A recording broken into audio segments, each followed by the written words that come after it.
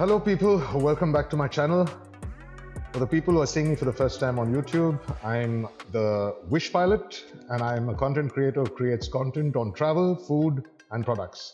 If you like the content that I create, please don't forget to subscribe, like, share and click the bell icon so that you can get notified every time I post some new content.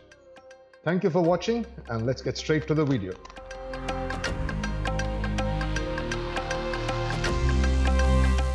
Pandi Curry, yes, the most sought after Kodava dish.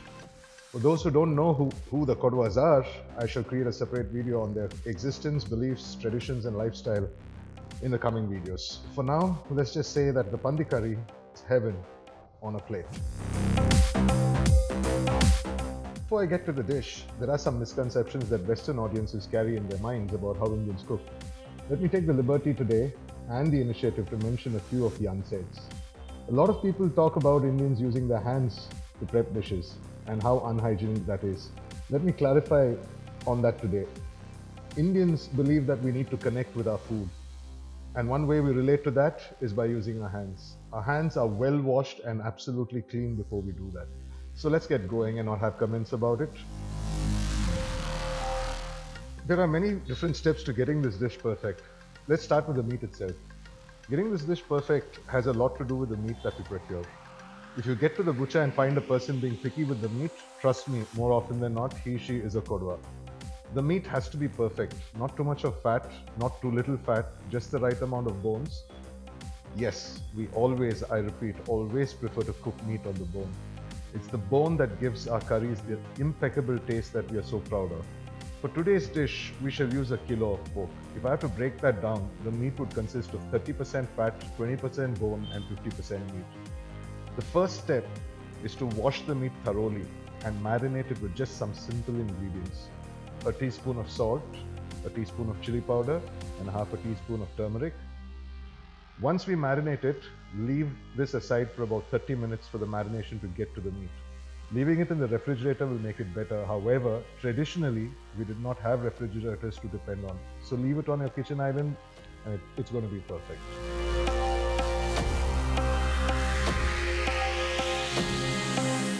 Now let's get to the rest of the process while the meat rests. The wet masala that we use in this dish makes most of the taste that you guys so love. However, there are two ingredients that give this dish its unique taste and makes it as famous as it is. I will tell you about it when we get to the ingredients and why it is so important for this dish. So first, let's talk about the ingredients that you would need for the wet masala that we need to prepare. 2 teaspoons of cumin seeds, 2 teaspoons of black peppercorns. We will use one for the wet masala and one when we prepare the dish itself. A handful of curry leaves, a teaspoon of mustard seeds, half a teaspoon of fenugreek seeds, 2 handfuls of fresh coriander. Again, leave a little for the garnish at the end of the dish. 30 to 35 pods of garlic, 2 inches of ginger, 2 teaspoons of dry bird's eye chili, 8 to 10 green chilies based on your spice tolerance, 2 medium-sized onions and a handful of shallots. Now get all the ingredients into a grinder jar and grind it to a coarse paste. I repeat, a coarse paste. Do not grind it fine because if you do, you have lost the plot of getting this dish right.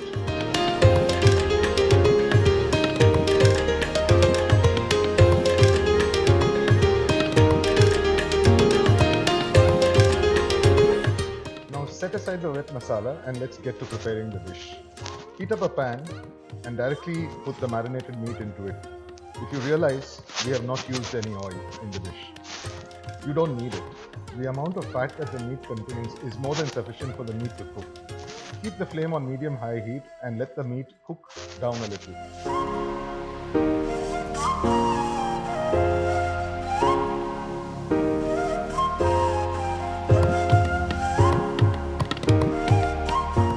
After about 10 to 12 minutes, add some water into the marination bowl and add that to the cooking pork.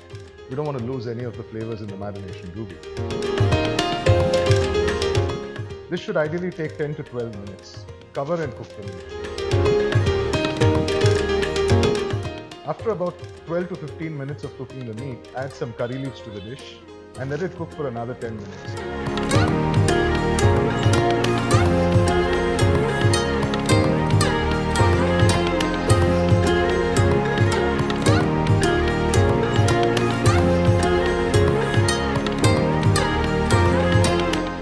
After another 10 minutes of cooking, it's time for us to add the wet masala that we've prepared.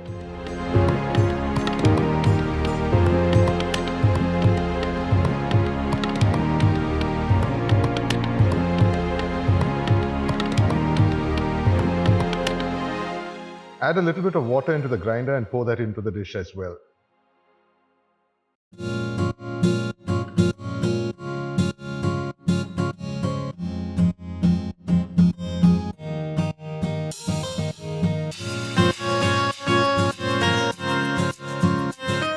Now let this cook for another 10 to 12 minutes so that all the masala really gets embedded into the meat. That will make the meat really juicy and tasty.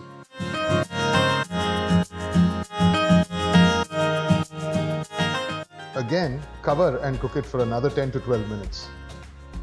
You'll realize that the entire masala turns green. Add a handful of shallots. This will really give it a different flavor that you're not used to.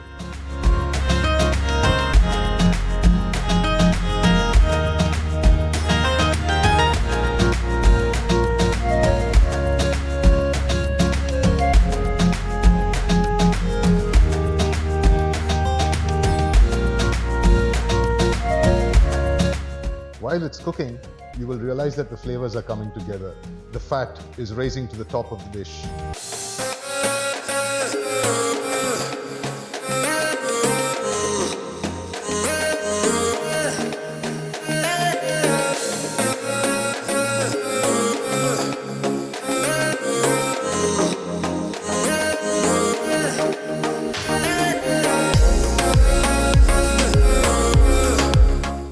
Stirring it every 5 minutes and you will realize that the fat starts to render slowly and the meat is absorbing all of the flavors.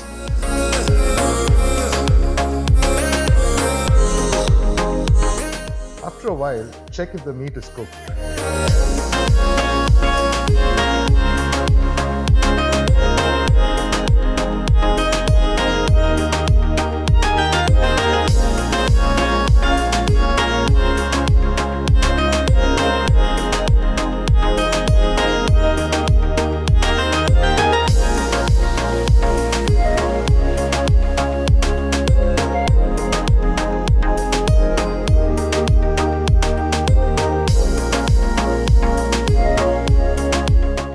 Once the meat is about 90% cooked, it's time for us to add the dry spices. What we will need is 2 teaspoons of roasted coriander powder, 3 teaspoons of black pork masala. This is the first important ingredient that I was talking about. 2 teaspoons of regular coriander powder and 2 teaspoons of coarse ground black pepper. I shall share how to make the black masala on a different video.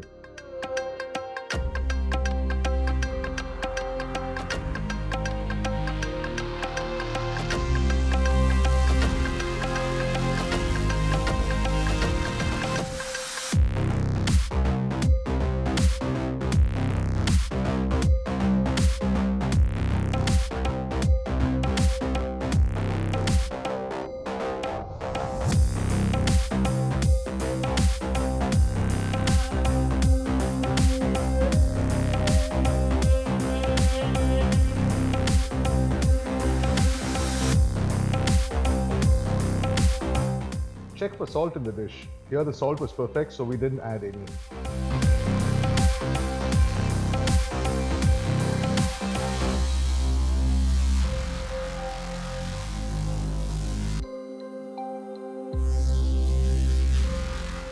Once you have added the dry spices, stir the dish well and let it cook for another 10 to 12 minutes.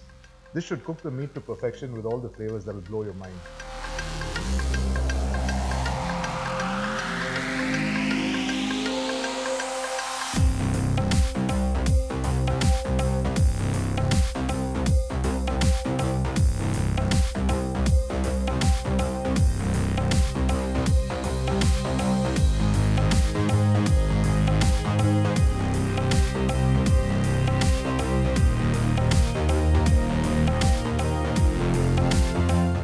Now we can add the coarse ground pepper, a teaspoon or 2 depending on the spice tolerance.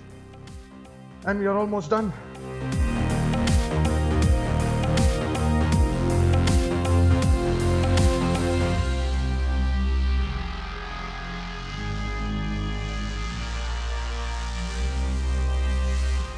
And now comes the time to add the final ingredient, the coveted kachumpudi, the king of flavors for the Kodavas.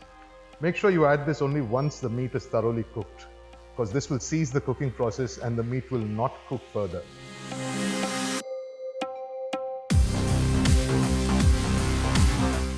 Make sure you add not more than a teaspoon and a half, since this is quite potent and adding too much will ruin the flavor. Let the dish rest on medium flame for a while, about 5 minutes I would say, and we're done. All we need to do now is add fresh coriander for garnish and we're ready to plate the dish.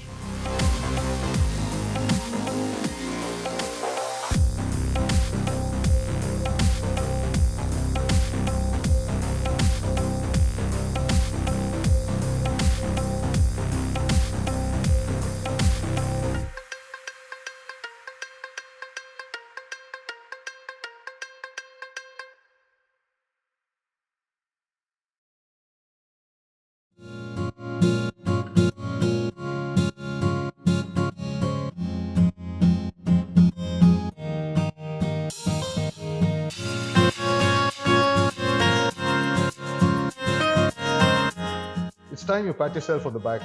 You've just prepared the famous and authentic Kodava or Coorg Pandi Curry. It's a simple dish with complex flavors, but be rest assured that you will have never tasted these flavors in any other dish before. If you've liked our video and would like to see more of these authentic flavors come your way, don't forget to like, share, subscribe and check the bell icon. Thank you for watching and Godspeed guys.